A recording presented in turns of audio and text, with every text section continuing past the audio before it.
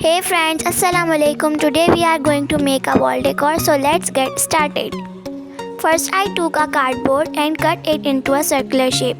After that I cut a dark pink color sheet into a circular shape. I folded it in a way that you can see. Then I pasted them onto the cardboard. Then I made leaves using a green color sheet. You can see how I folded and made the leaves.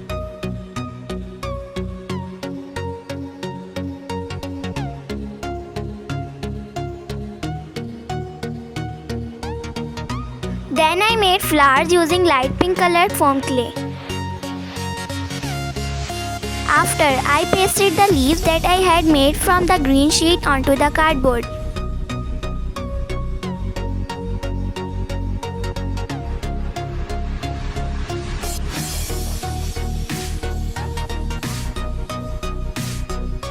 I made flowers from a white colored sheet.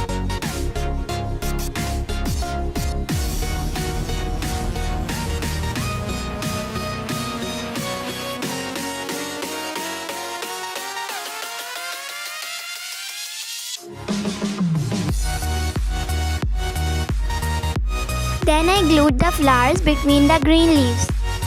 Then I made sticks from a dark green sheet.